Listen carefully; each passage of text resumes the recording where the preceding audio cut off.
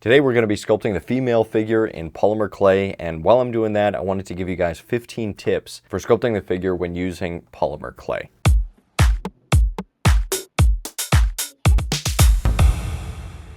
A common question I get asked from students is, how do you make your sculpture permanent when you're working in a non-dry modeling clay, like the clay that I get from Dollar Tree or Chavant NSP clay? These don't harden, and so the only way to make it permanent is to make a mold and cast it. And that can be a complex and expensive process. So an alternative, a great alternative, is using polymer clay, which can be baked in a normal oven, and you can have a finished sculpture that's ready to be painted and displayed. Tip number one is choosing the right clay. Not all polymer clays are the same. Some are softer, some are firmer. Usually you want a firmer clay when you're doing smaller sculptures where there's going to be a lot more detail and you need it to hold those details, and softer clays for larger sculptures.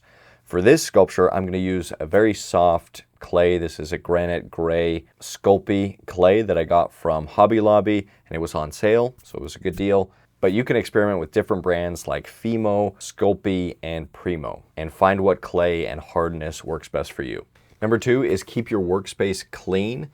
Polymer clay can pick up dust and lint easily, so having a clean workspace can be really helpful. Tip number three is condition your clay. Before you start sculpting, you want to condition your clay by kneading it until it's soft and pliable. This helps to prevent cracking and makes it easier to work with. For this, I'm just kneading it by hand, but you could also use a cup or a roller to knead the clay. Tip number four is using reference images. Having reference images is crucial for creating realistic sculptures. Use photos from different angles or even a 3D model to guide your sculpture. Now, the photos I'm using are from PoseSpace. If you're interested in getting this pose that I'm using, the censored pose, along with 9 other poses provided by posespace.com, and you can actually download these for free by following the link that goes to the Figure Sculpting Fundamentals course in the description below. And if you want the full uncensored versions of these poses, you can check those out at posespace.com. Tip number five is start with an armature. A strong armature provides support and prevents your sculpture from collapsing. Here I used a thick 8-gauge aluminum wire to create a basic skeleton, and then I can build my sculpture on top of this.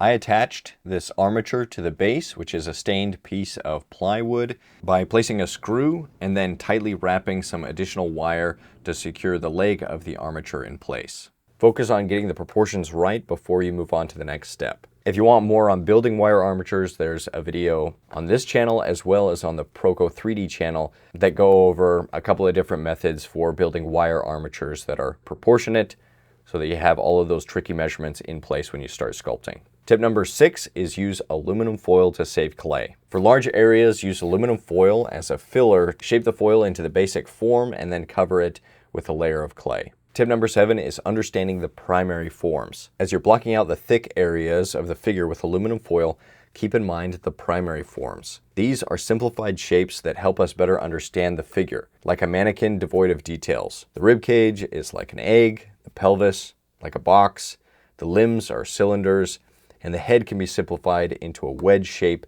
that tapers towards the front profile of the face. Be careful not to make these areas too thick because we need plenty of room to add the clay on top.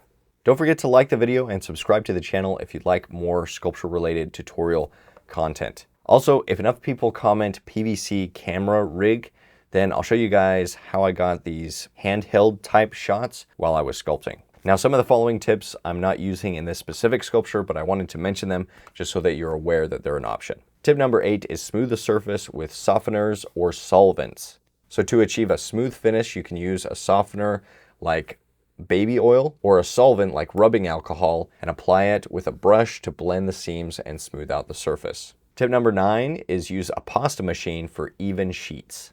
This is great if you're adding drapery or you just want an even sheet to cover the wire armature. I don't have one, so if I need a piece, I just flatten it out by hand. Tip number 10 is pay attention to anatomy. Understanding anatomy is key to realistic figures. For this, there's really no cheat code. Anatomy is complex and it's difficult to master. Study the muscles, the bones, and how they interact. Even small details can make a big difference. But it really helps when you have a solid foundation or solid framework of those primary forms to add the anatomy on top of. Tip number 11 is work in layers. Start with a rough shape, try to keep it thin. You can bake this to harden the surface, which gives it strength and stability. Then you can use an X-Acto knife or sandpaper to remove any hardened clay, as well as gradually adding more clay to refine the details. This makes it easier to manage and correct mistakes. Tip number 12 goes right along with tip number 11, and it's bake your sculpture in stages. This helps to set the areas that you're happy with and reduces the risk of damaging them while you're working in other areas. This has happened to me more than once where part of the sculpture was hard and I was working on another part of the sculpture and then my finger touched like the face or something else that wasn't hardened and messed it all up.